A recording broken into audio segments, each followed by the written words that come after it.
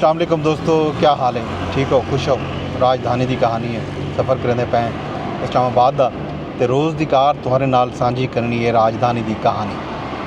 सफ़र भी करूँ तो नाल नाल तो हाल हवीला भी दूँ, खैर खबरां भी दूँ कि राजधानी दे विच क्या थींदा पे, क्या खैर खबरां हैं। सब तो पहली खबर जी है वो आई है IMF के हवाले नाल, जो हेडलाइन है कि पाकिस्तान जोड़ा है तो IMF वो उन्होंने दरमियान जोड़े मुज़ाकरात चलते पे हैं, खास तौर पर स्टाफ लेवल वो मुज़ाकरात कामयाब की गए माफ़ करे तो स्टाफ लेवल मुआहदा है वो भी तय पा गए। मुआहदे की बाज़ाब्ता मंजूरी के बाद पाकिस्तान को तकरीबन $2 अरब मिल सन। IMF के एलामिये दसाया गया जो पाकिस्तान की मुआशी हालत बेहतरी आई है। मुश्किलात के बावजूद पाकिस्तान माइक्रो इकनॉमिक इस्तेहकाम नुमाया पेशरफ्त की है। पाकिस्तान महांग 2015 के बाद कम तरीन सतह पर आ गई है। महांग तो मुराद महांग दे विच इजाफे की शरह, महंगाई घट नहीं थी, महंगाई की जी इजाफे की शरह है वो घटी है, यानी कि 2015 तो बाद कम तरीन सतह पर जे वेले महांग विच इजाफे की शरह पाकिस्तान है। IMF ते पाकिस्तान के दरमियान मौसमियाती तब्दीली के हवाले नाल 28 महीने का $1 अरब 30 करोड़ का मुआहदा भी तय पा गए। ये चंगी एक खबर है, हौसला अफजा खबर है। पाकिस्तान के मुआशी फ्रंट के उत्ते मुआशी जड़ा शोबा है उन हवाले नाल ये एक हौसला अफजा खबर है कि पाकिस्तान जड़ा है मुआशी तौर पर मुश्किलात का शिकार आ। 2-2.5 साल पहले ये खबर आंदियां पियान खुदा न खास्ता पाकिस्तान जड़ा है डिफॉल्ट कर भी सी, दिवालिया थी भी सी, लेकिन ये जी कोई सूरत हाल नहीं। PDM की हुकूमत वाल हुण मौजूदा हुकूमत ने मुआशी शोबे दे विच बेहतर काम किए, जिन्हें नताइज जड़ा है वो सामने आते पैन। इस तो इलावा जी एक भी गाल IMF नाल जुड़ी ही खबर है वो ये है जो पाकिस्तान बिजली सस्ती करे सी ना करे सी। खबर ये हैं जो IMF जड़ा है पाकिस्तान को बिजली सस्ती करन तो रोक दीते, क्यों जो ये खबर है जो ₹8 फी यूनिट जड़ा है बिजली की कीमत दे विच कमी की हुई सी। वज़ीर आज़म मार्च ऐलान करे सन, ताहाल वो ऐलान तो नहीं थिया, लेकिन उन हवाले नाल वज़ीर तवानाई अवैस लिगारी साहब का एक बयान सामने आ गए। अवैस लिगारी साहब अपने बयान आखे जो बिजली कदा सस्ती करनी है तो कितनी सस्ती करनी है, इनका फैसला असा आप करने ये सारी मर्जी ते मुनहसर है।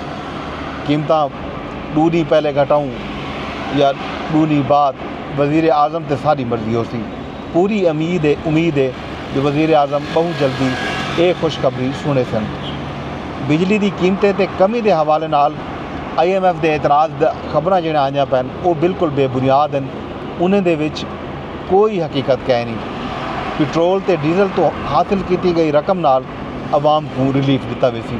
हुकूमत 15 मार्च को पेट्रोल ते डीजल की कीमत घटावन के बजाय उन्हें को बरकरार रखने का फैसला किया हा तो ये ऐलान किया हा जो असा आवाम को बिजली दे विच रिलीफ देसूँ। ये जनाबे वाली खबर हैं जोड़ा IMF के हवाले नाल। भी खबर जी है इस्लामाबाद चो राजधानी चो वो अफसोसनाक खबर है कि साफ़ी दोस्त हैं सारे ए वहीद मुराद उन्होंने को रात लगभग 1:15 बजे उन्होंने घरों G8 के विचों नामालूम अफराद चा गए। दसाया वेंदा पे कि 3 डाले हैं डबल कैबन, उन्होंने विच लोग हैं, उन्होंने कालियां वर्दियां पाता हुए हैं। उन्होंने पहले दर खड़काए तो ये आखे जो इतना बंदा जड़ा रहा वो अफगान शहरी है, तो उन्होंने अपना शनाख्ती कार्ड दिते।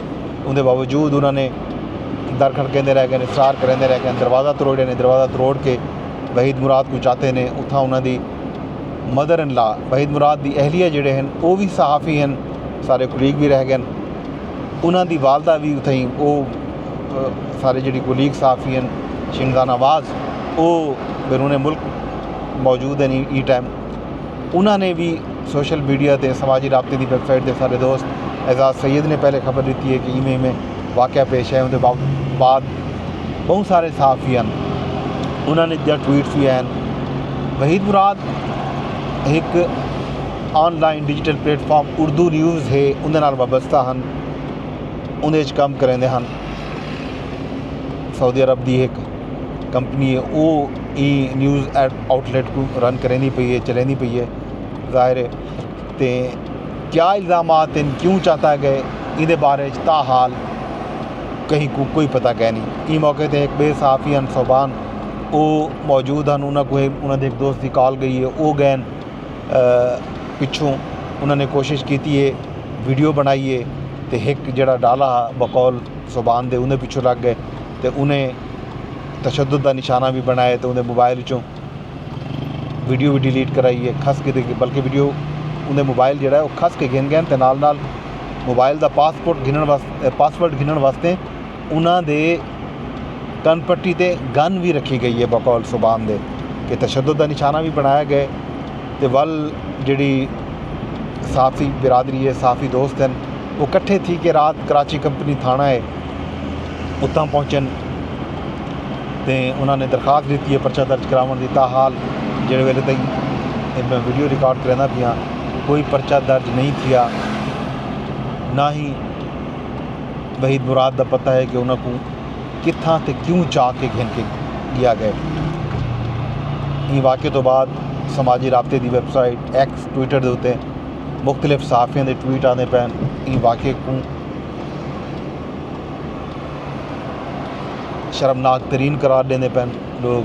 ज़ाहिर है कि इस्लामाबाद दे विच एक ऐसे सहाफ़ी को जड़ा जिहदे बारे कोई इल्ज़ाम भी सामने ना होवे कि उन्हें कोई कानून तरोड़े, कोई कुछ कीते, अगर कोई इस तरह की सूरत हाल है भी सही, कोई कानून की खिलाफ वर्जी थी है, उन सहाफ़ी के कोलों कोई गैर कानूनी काम थिया, तो ज़ाहिर है उनका एक कानूनी तरीकाकार है कहीं को भी गिरफ्तार करने का, कहीं को पकड़न का, कहीं के घर च वन के चादर ते चार दीवारी का जोड़ा तकद्दुस है उसको पामाल करने की मुहज़्ज़ब मुआशरे दे विच मेरे ख्याल है कोई भी ज़रूरत नहीं होती। यह एक शर्मनाक तरीन हरकत है जिन्हें भी की है, उन्होंने कोई खैर खाई नहीं की, पाकिस्तान की नेक नामी नहीं थी ये पूरे एपीसोड ये पूरे वाक़े दे विच। ज़ाहिर है दुनिया भर दे विच एक आलमी सहाफ़ती इदारे नाल वाबस्ता हैं वहीद मुराद, उन्होंने को किडनैप किया गया, उन्होंने को चाहता गया।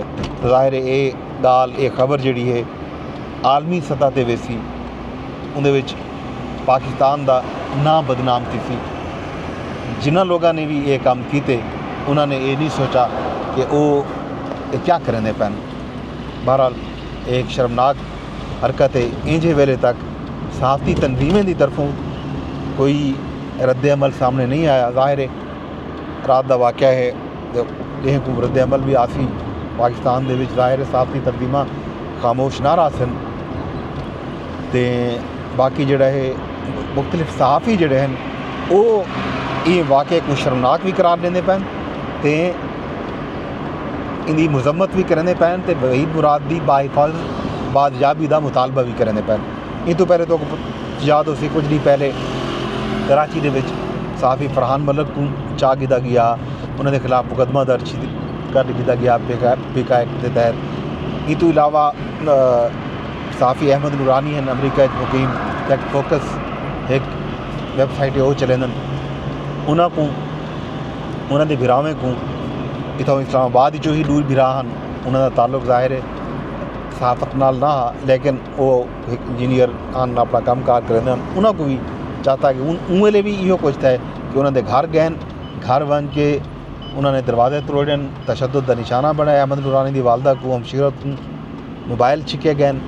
ये अफसोसनाक सूरत हाल है। वो केस हाल इस्लामाबाद हाई कोर्ट चलता पे 7-8 दी बार थी गए वाक़े को भी, तो हम ये वाक़ा थी गए। ये बहरहाल एक टेस्ट केस है इस्लामाबाद की इंतजामिया वास्ते भी, साड़ी अदलिया वास्ते भी, साढ़े इस्लामाबाद की जी पुलिस है उन्हें वास्ते भी कि इतना क्या सूरत हाल है कि ये इवें लगते इवें जापदे कोई लाकानूनीयत है जी।